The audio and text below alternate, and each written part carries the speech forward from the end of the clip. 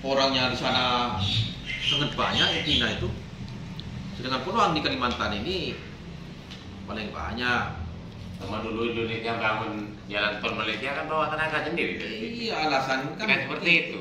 Apalagi Cina ini penduduknya tidak orang banyak, Indonesia yang masih kekurangan. Nah, yang punya modal, sedangkan alat-alat itu bangunan semua tuh ngambil dari Cina-nya semua, tidak ada beli di sini. Apa yang diperlukan besi-besi apanya itu, tower-tower di sini kan Cina semua. Yang nganu tuh. Cina itu hebat. Hebat dia alatnya itu udah usah pakai naik-naik, dia pakai drone. Anu yang bawa benang itu, drone daripada atas itu yang alat canggih itu. Alat canggih yang ngiter anu benang yang pertama yang diikuti anu itu kan, pipa itu, yang jadi kabel itu. Itu yang nganu lewat atas. Kalau orang yang nganu mana bisa? Nanti habis itu dia udah narik sudah. Kayak drone semua itu. Pantesan tutupnya ilmu sampai negeri Cina. Itu sudah.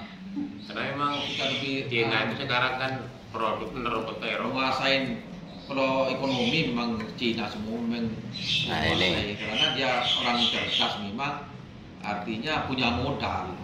Kalau hanya cerdas ada yang punya modal ya tidak bisa kompak. Ini saudara, ini saya lagi ada di Bontang ini. Jadi ya, perlu diketahui dan inspirasi bagi yang lain bahwa bukan masalah Cina dan anti Cina, tapi Cina memang sudah di Kalimantan ini. Gimana? Bisa. Gimana? Di Bontang, di Bontang, Samarinda, beli papan. Nah ini. Mau dihalangi kayak apa orang dia yang punya modal? Nah ini narasumber kita hari ini sudah puluhan tahun di Bontang ini. Nah ini Cina. Nah, gimana Cina ini?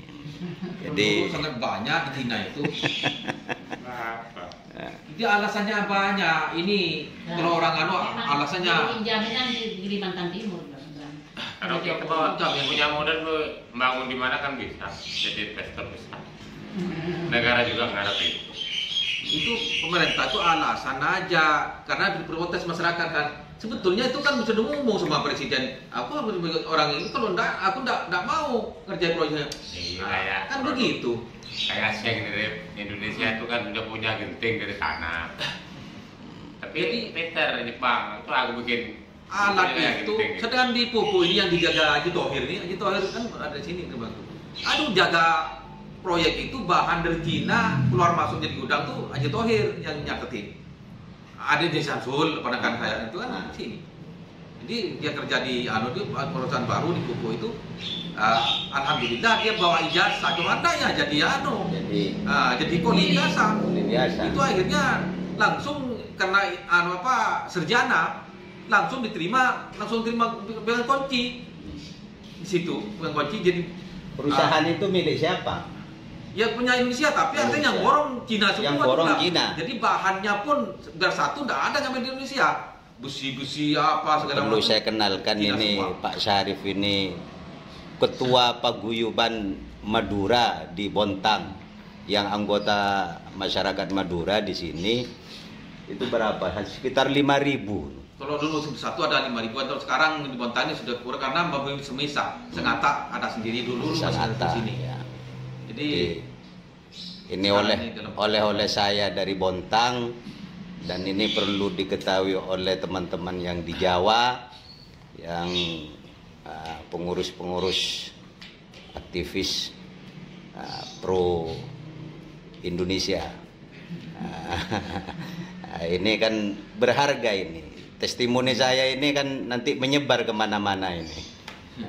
Jadi intinya saya ini silaturahim sebagai langkah supaya bisa dipahami bahwa diikuti yang lain, bahwa orang Indonesia ini harus pinter, harus punya skill, harus punya kemampuan, ya, dan punya modal. Ya.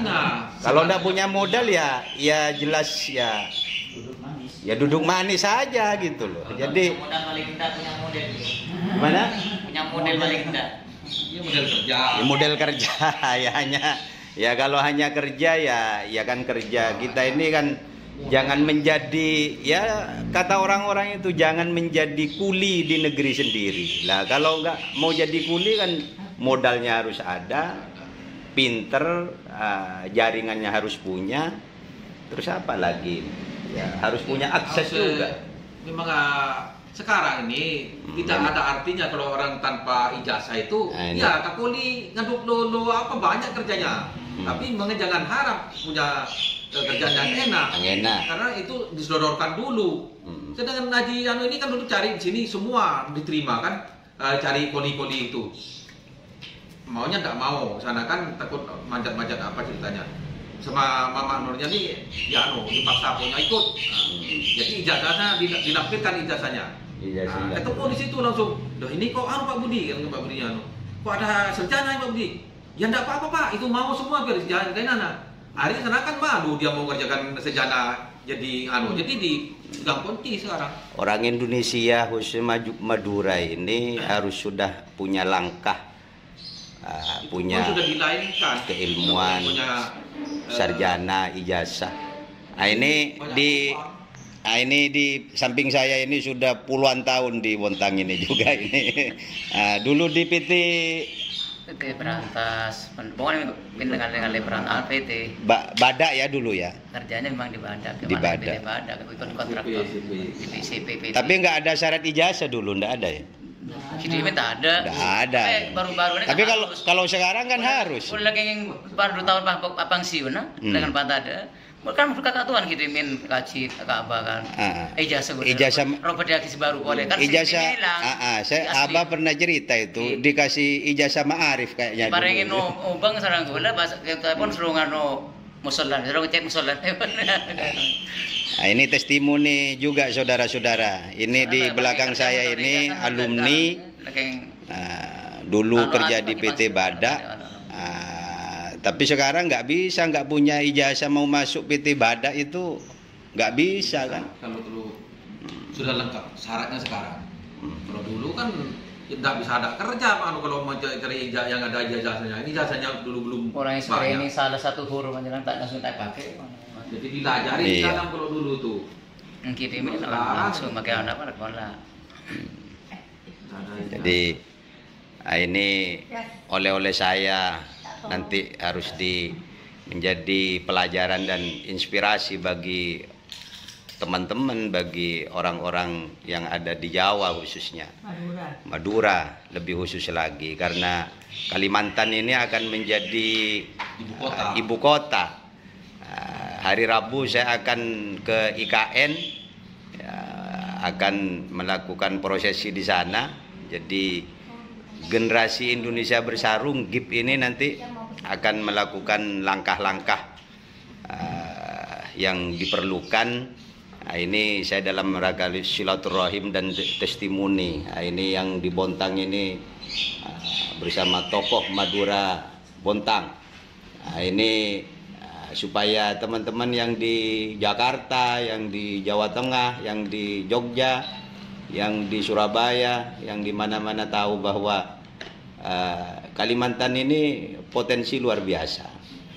Jangan sampai apa yang dikatakan tadi itu kita menjadi kacung, menjadi kuli di negeri sendiri, karena ketika IKN ini sudah dibangun, saya dengar tanah-tanah itu dikulak, ya. Kulak Cina-Cina. Dikulak Cina ini. Ini bukan fitnah, ini bukti dan saksi, ya. Iya, sekarang perhotelan sekarang sudah menjamur karena saya kan tiap hari dijatah sama pemerintah koran. Jadi di koran tuh sudah luar biasa. Tiap hari pertama itu diperlukan tukang 15.000. 15.000 tukang. Iya. Dapat aja datang di Jawa, kalau di sini mana ada Amran dan tukang nggak akan seperti sana, di sini aja banyak kerjaan. Iya. Jadi di tangan di Jawa itu 15.000 pertukangan itu yang di IKN ini. Iya, di IKN itu yang dibutuhkan pertukangan. Memang masih disiarkan itu dicarikan itu bapak angkatnya, istilahnya PT yang kuat supaya dengan modalnya. Nah, nanti bulan depan ini sudah peningkatan besar bilangnya sudah banyak anak yang. Berarti PT-PT itu dari Jakarta, dari Surabaya. Kelas apa di sini? Kelasnya tidak bisa di sini. Jadi di luar yang dia ya termasuk Cina itu dia butuhkan. Kalau suku-suku di Indonesia sendiri banyak sembunyi yang punya modal. Coba yang punya modal itu diamparkan supaya masyarakat ngasih dia punya kerjaan. Tapi itu sembunyi.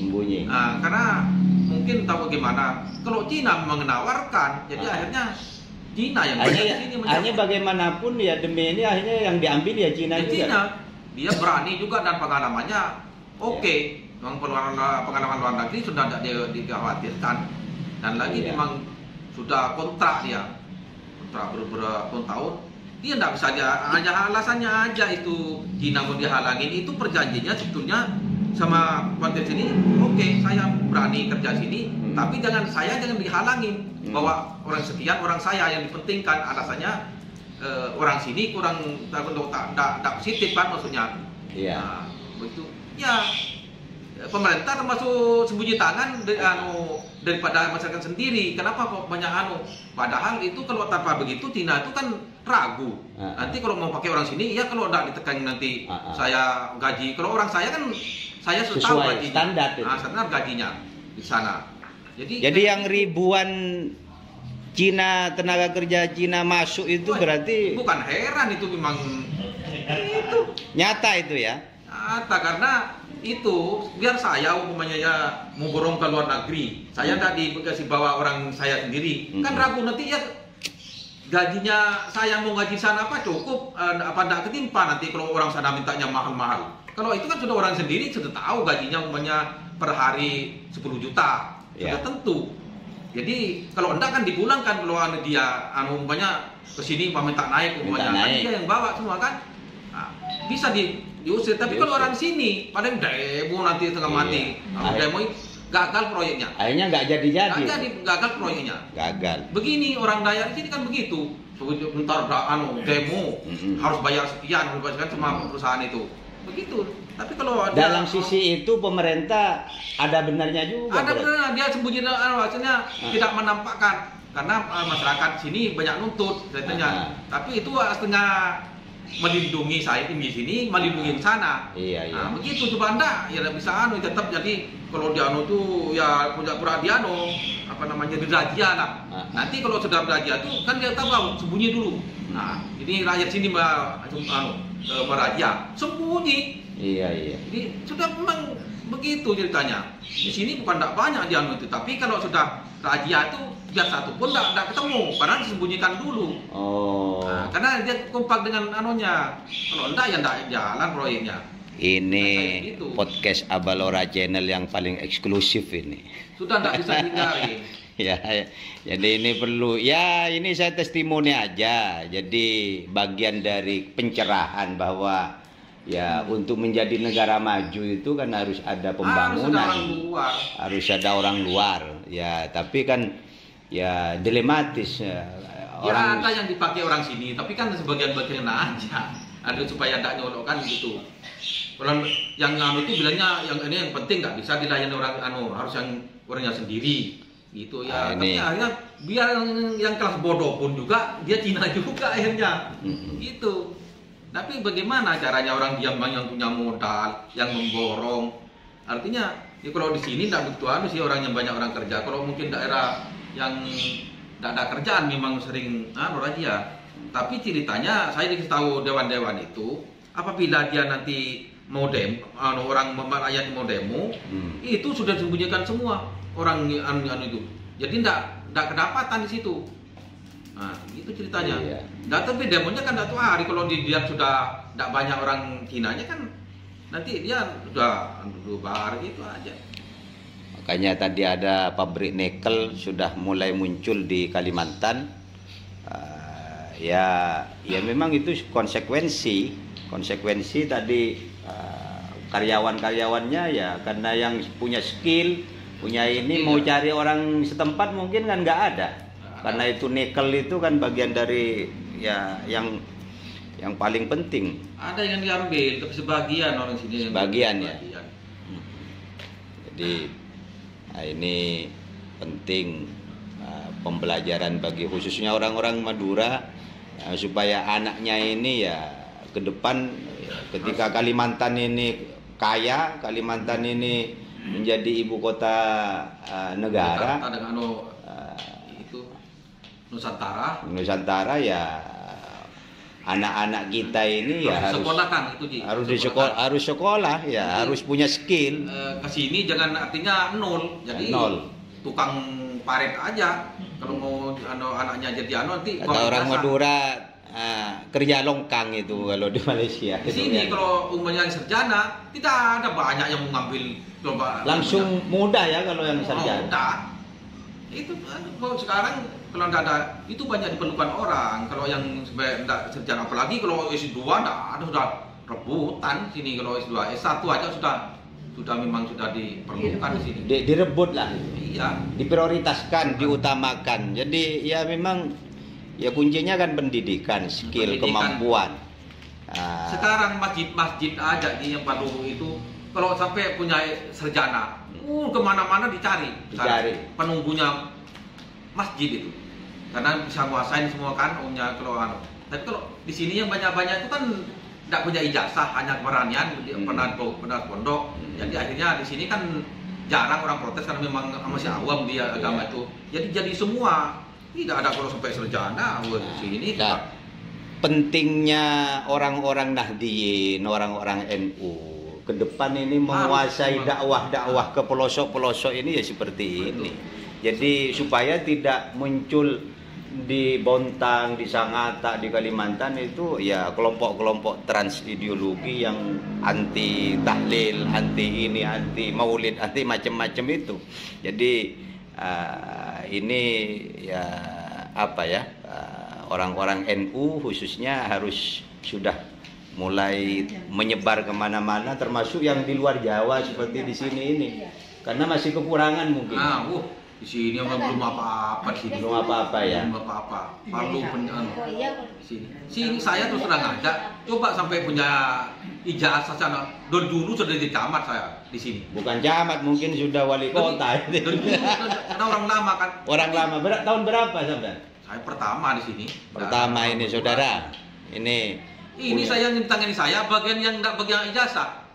Ketua RT kan tidak penting Ketua Paguyuban Madura tidak perlu ijazah, penting yang dipercayanya sendiri masyarakatnya orang tanpa saya ijazah lah itu. Tanpa ijazah. Kalau menyampaikan mano itu dari dulu saya sudah menyediakan segala macam. Untungnya banyak tanahnya ya dulu ya. Masih ya, beli tanah ya. Kalau tanah. Ya lumayan.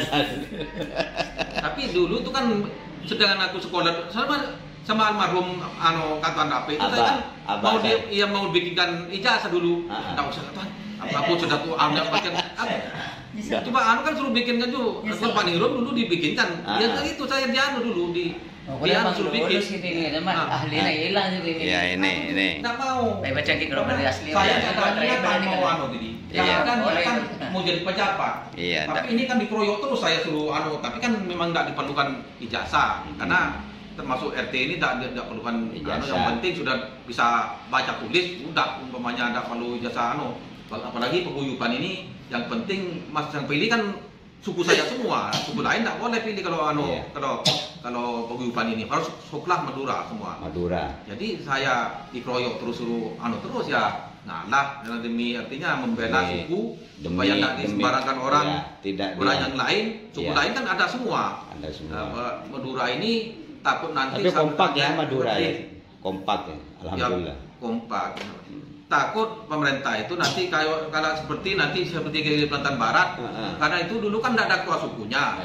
Kalau sudah terjadi kelahi, itu susah mengamankan. Susah. Ya. Kalau sekarang suku Madura satu pun langsung dipanggil saya ketuanya, suruh ngantap artinya tanggung jawab. Saya berapa kali baru ini sudah ada langsung artinya ketua dipanggil. Jadi kalau bilang saya stop kemudian khusus anak saya pasti diem. Tapi suku Bugis saya tidak ikut campur. Harus ketua suku Bugis yang mengamankan. Kalau saya ke Bugis nanti saya malah diamuk. Bugis mengamankan suku saya tidak akan laku. Dikeroyok sama anak saya. Jadi ketua antar ketua nanti yang melakukan perdamaian kalau ada masalah. Ada masalah. Sampai dulu tuh waktu pembunuhan sampai pembunuh tidak ada hukum, karena penting di Madura saya tanggung jawab, pas di Bugis ketua Bugis tanggung jawab jangan sampai ada pembalasan lagi. Itu pembunuhan tak ada hukum. Iya. Kalau untuk ketua suku tanggung jawab. Iya. Tapi tidak boleh ada balas-balas lagi. Nanti saya kena sanksi karena dikeroyok 79 suku ini tanda tangan semua bahwa Pak Sarip tidak ada dendam, masyarakatnya tanggung jawab, artinya tidak ada balasan. 79 suku di Bontang ini. Disaksikan dengan Kapolda, Kapolres, Wali Kota di itu perjanjian itu. Tidak gampang. Rupanya suku saya membalas, wah saya dikeroyok yang suku lain ini, nanti tidak tanggung jawab. Saya harus berhenti kalau tidak tanggung jawab kan begitu. Jadi sanksinya berat di dua suku. Jadi ini juga bagaimana mendamaikan Indonesia, bagaimana mengkompakkan, aman di sini aman. Memang Bontang selama ini aman. Tidak ada gejolak, tidak ada apa antar suku, tidak ada biar kekerasan. ada pun harus cepat beres. Cepat beres ya. Langsung nggak ada di bendam-bendam sudah. Langsung. Makanya diperlukan atau diwajibkan harus sukunya ada ketuanya semua. Hanya di Madura ini yang tidak ada berebut. Kalau suku lain tuh puluh-puluh macam rebutan. Jawa Barat, Jawa Tengah, Jawa ini banyak sekali ketuanya, sukunya. Iya. Kalau Madura ini hanya satu. Jadi 4 kabupaten itu hanya itu satu orang di sini. Ya, saya kira cukup ini podcast spesial Balora Channel datang khusus ke Bontang silaturahim bersama ini dari pendamping dari Samarinda. Ini Pak Ningrum ini juga orang sepuh ini di Bontang ini.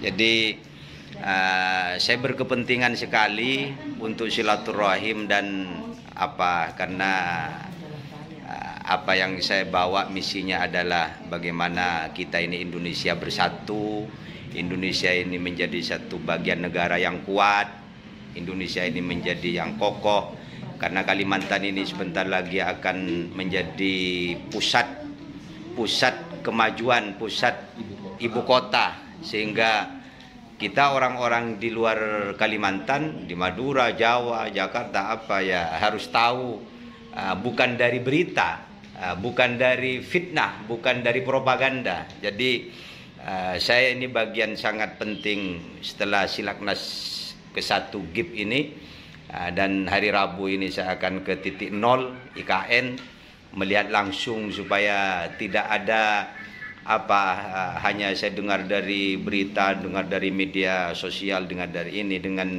saya datang langsung ini akan menjadi pencerahan bagi teman-teman yang lain, para praktisi, para aktivis, para tokoh, para kiai juga harus perlu sekali-kali datang langsung ke IKN, datang langsung ke Bontang, ke Sangatta, ke Tarakan. Karena waktu sangat terbatas, saya mestinya ke Tarakan, cuma karena tidak mungkinan insya Allah lain waktu. Sehingga Indonesia ini harus kita emani bersama, harus kita jaga rawat bersama. Orang-orang Madura yang ada di Bontang, yang ada di Kalimantan, saya kira ini sudah luar biasa kompak ya. Alhamdulillah. Kompak ya, sehingga tidak terjadi kasus-kasus yang dulu antar etnis. Tidak ada. Insya Allah suku itu bersatu semua. Bersatu ya. Dengan ketua suku. Jadi bukan bagian berkeruk, artinya harus saling menggandeng. Tiap bulan ketua suku ini dikumpul di wali kota, ada artinya di pencerahan supaya jadi satu. Apapun ada perkelahian dimanapun, ketua suku harus turun pertama. Tidak malah dikompor-kompori, dimanas-panasi sehingga terjadi disintegrasi atau perpecahan. Saya ini jadi ketua suku, artinya saya itu bukan melindungi suku saya sendiri. Kalau suku saya ini mau ngamuk, saya tolong ini Pak, tangan saya ini bisa dikeluarkan di sini. Dikeluarkan. Harus tanggung jawab, umpamanya umpamanya mentang-mentang mau kelahi terus. Sama saya suruh pulangkan, dipulangkan sama Jadi biar gak merembet ke yang lain. Daripada menyebarkan yang lainnya yang benar-benar, hanya 2 orang 3 orang, suruh pulangkan, sama saya dipulangkan. Ya. Itu tanggung jawabnya. Ini hebatnya Madura. dulu kemarin itu terjadi kasus di Banten dengan orang Kalimantan Barat, di Sunda, di ini. Ya karena ada kompor-kompor ini, ada provokasi, nggak ada ketuanya. Kalimantan Timur ini dari dulu memang solid dulu. Ya, nggak pernah muncul kondusif itu. Karena kerjasama dengan pemerintahnya, jadi harus dirawat, dikawal. Dan lagi pemerintah Kota Bontang sampai Kapolda, Kapolres itu menyerahkan sama ketua suku. Ketua suku ini dihormati, bukan hanya macam-macam. Bayangkan kalau suku Madura segalak-galak pun anggota saya, biar yang bunuh orang tuh kalau bilang saya stop. Tapi orang lain yang coba-coba, dihamuk. Nah, jadi itu, nyerah sama saya. Kalau Madura pokoknya semua Madura di Bontang ini apa kata saya. Tapi saya kan dengan benar, artinya bela pemerintah, bela suku saya sendiri, itu jadi satu. Jadi itu gunanya. Jadi bilang Pak Kapolda dulu tuan itu, Bontang ini harus aman. Saya nyerahkan sama ketua suku yang 79 suku ini. Apa katanya ketua suku ini? Bontang ini bilangnya ketua suku dihancurkan besok, hancur. Karena isinya Bontang ini hanya ini. Ketuanya hanya 79 ini. Kalau bilangnya ketua suku 79 suku ini mau dihancurkan besok, saya tidak akan sanggup. Hancur Bontangnya, hancur. Tapi bilangnya ketua suku ini aman, Bontang ini aman. Karena hanya ini aja, Madura ini, Bugis ini, Dayak ini. Siapa yang menghancurkan? Karena miliknya sendiri kan? Sendiri. Jadi tidak ada anak tiri.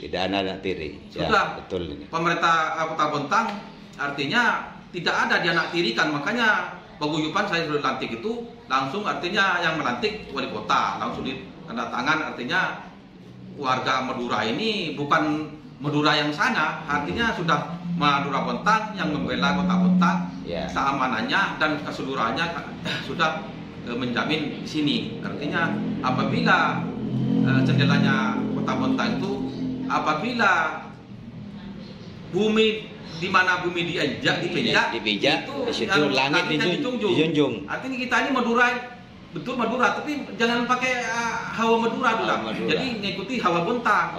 Jadi baru aman. Jadi kayak gitu ceritanya. Jadi biar saya ngasih tahu sama teman-teman, pokoknya harus biar yang nama Madura ini hanya namanya aja. Artinya harus mengikuti peraturan orang sini. Jadi pemerintah sini harus diikuti, dipatuhi, dihormati gitu ya. Jadi tidak ada perkelahian, tapi artinya jangan sampai harus seperti tangan-tangani. Karena perlunya ada ketua suku tuh sebetulnya pemerintah itu terbantu sama sekali sama ketua suku. Kalau ada acara-acara itu polisi itu hanya ngiringin di belakangnya. Kalau ada umpamanya cekcok, harus ketua suku dulu. Kalau ketua suku ini masih sanggup, polisi ini ikutin. Tapi kalau punya saya tidak sanggup, ini Pak, tolong Pak, jangan adakan di Bontang diusir. Karena demi sayang sama yang lainnya. Suku lain juga begitu. Kalau suku Bugis hanya mentang-mentang, suku Bugis juga nyerahkan sama kalau tidak sanggup dipulangkan ke daerahnya. Daripada ngancurkan di sini. Gitu. Jadi artinya di sini insya Allah tidak ada apa-apa, karena setiap ketua wajib berarti melindungi sukunya sendiri dari keamanannya. Dan umpamanya melindungi dengan suku yang lain itu, saya harus dengan ketua sukunya. Saya tidak nemui Bugis dulu waktu perkelahian pembunuhan sama-sama mati. Suku saya dulu di Sawung sana dengan suku Bugis. Yang nelpon itu siapa? Musuh saya, untuk menjaga musuh. Ketua suku Bugis langsung nelpon saya, cuma saya belum langsung telepon, Pak Sarip, ada di mana? Ada di rumah Pak Ji, bilang kan tolong sampean langsung terjun, sukunya sampean ada masalah dengan suku saya. Saya yang ngatur sama anggota saya sendiri, Pak Sarip harus sukunya sendiri. Jadi akhirnya anggota saya yang dibagi sama pemerintah. Yang anggota saya yang bagian yang luka-luka ditaruh di rumah sakit umum, yang Bugis ditaruh di rumah sakit Ahmadiyah. Dia bisa berjuang nanti, bisa kewalahan yang mau kelahi, jadi tidak boleh ketemu. Yang masih dengan polisi segalanya. Akhirnya ya aman gitu, biar sama-sama diperdamaikan. Akhirnya aman ya. Aman. Ya itu coba tidak ada suku. Bagaimana? Yang di luar nanti kelahi sana. tidak bisa dianu. Iya. Jadi itu gunanya. Jadi rumah sakit pun tidak disatukan. Yang umpamanya ada yang dirawat banyak luka kan gitu. Iya. Jadi akhirnya tidak ada bisa ditangani. Ya, saya kira cukup. Nah, ini oleh-oleh saya dari Bontang diketahui oleh seluruh orang Indonesia, khususnya keluarga besar Madura, khususnya teman-teman yang bagaimana mencintai negeri ini, merawat negeri ini. Indonesia ini sangat luas, luar biasa. Kalimantan ini luas, luar biasa. Sehingga kita harus jaga bersama, emani bersama untuk kemajuan bangsa kita, bangsa Indonesia. Sekian. Assalamualaikum warahmatullahi wabarakatuh. اللهم افتح ابواب الخير، اللهم افتح ابواب الجنه، اللهم افتح ابواب الرحمه والسلامه والعافيه والصحه والقوه والشكر والنعمه والرزق والبركه يا الله يا فتاح يا رزاق يا فتاح يا رزاق. افتح لنا يا الله، اللهم يسر ولا تعسر علينا، يسر لنا حاجاتنا، يسر لنا امورنا، يسر لنا سفرنا واشف مرضانا بنور وبجاه وببركة وبشفاعة رسول الله سيدنا محمد صلى الله عليه وسلم. اللهم يا ميسر يسر، يا مدبر دبر، يا مسهل سهل، سهل علينا كل العسير، سهل علينا كل العسير بجاه البشير النذير. اللهم طول عمرنا ووسع رزقنا، اللهم طول عمرنا ووسع رزقنا. اللهم اكفنا بحلالك عن حرامك واغننا بفضلك عمن سواك. بسم الله الذي لا يضر مع اسمه شيء في الارض ولا في السماء وهو السميع العليم. حسبنا الله ونعم الوكيل، نعم المولى ونعم النصير، ولا حول ولا قوة إلا بالله العلي العظيم. وصلى الله على سيدنا محمد وعلى آله وصحبه وسلم، والحمد لله رب العالمين ببركة الفاتحة.